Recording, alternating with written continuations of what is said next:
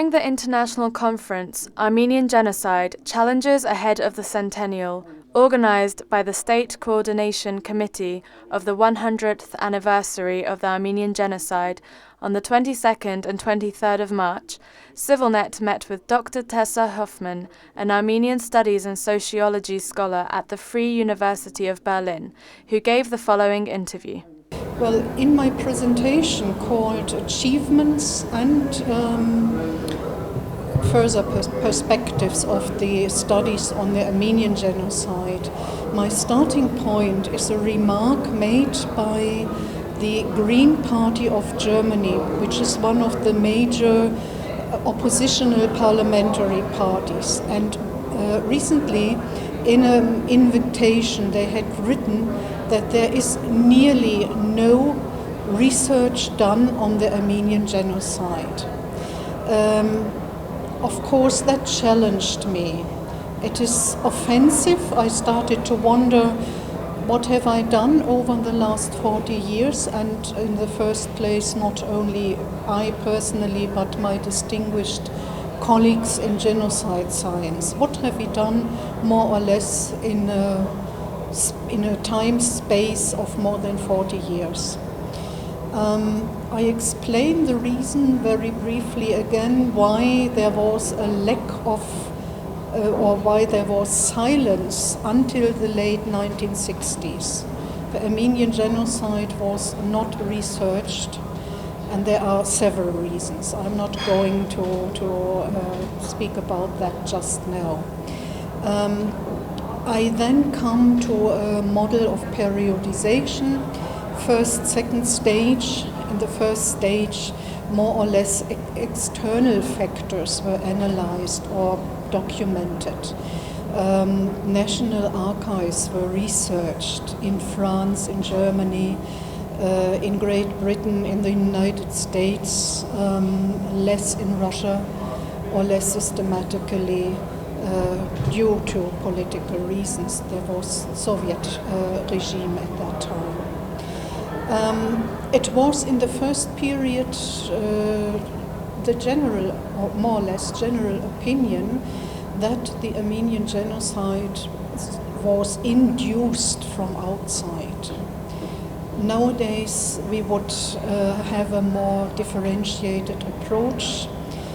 The second phase saw the start of not clashing but different opinions on the question, why was the genocide committed?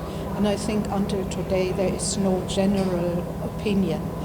But in the second phase, we also saw first a deeper look into Ottoman archives, second an understanding that the reasons for this genocide were homemade.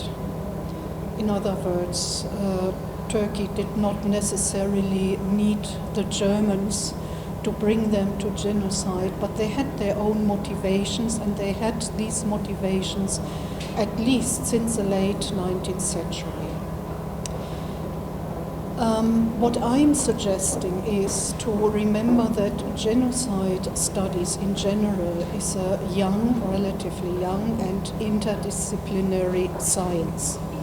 So we should better correspond with this general feature. We should not only, although the Armenian genocide is now a historic case of genocide, we should not only use historiography. We should also include other sciences such as economics, because in every genocide, and in particular in the Ottoman genocide against Christians, there is a clear economic motive. Call it greed in simple words. Every genocide is dispossession, is taking away of money, of properties, of land. But in the background there were more complicated developments in the Ottoman Empire, such as the intention of the government to settle the so far nomadic Kurds. And in the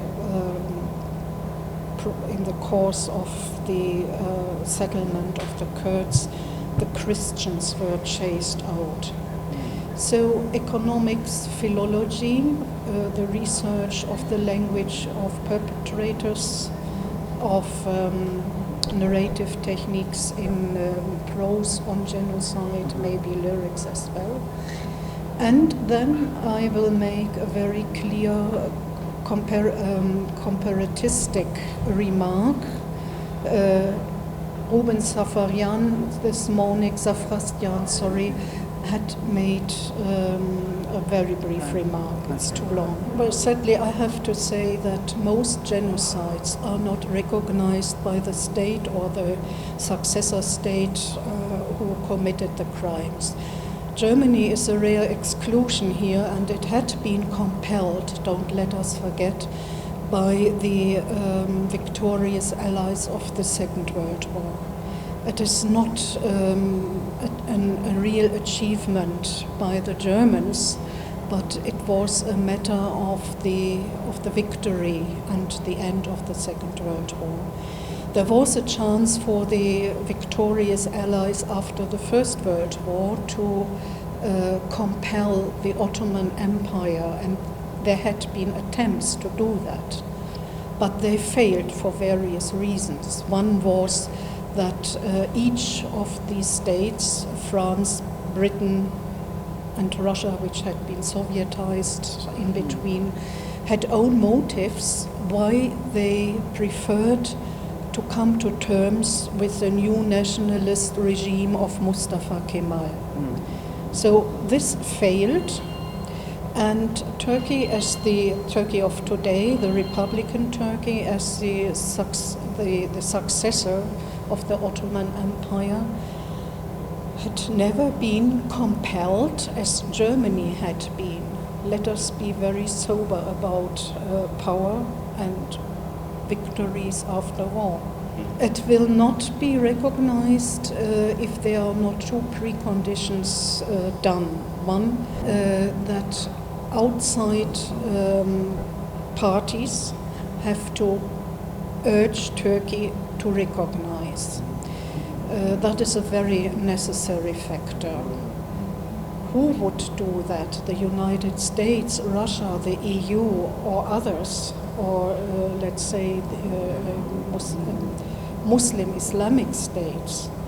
It's a matter we are not going to discuss here. And the second precondition is that the already started acknowledgement in the Turkish civic society is increasing. But this is very closely interrelated with the first precondition. If we do not support those Turkish NGOs, those individuals who acknowledge the Armenian genocide as a matter of fact, and this movement has started in the 1990s, then it will be very difficult for them. It is really a case of international support and solidarity, and of signals, of democratic signals towards that direction.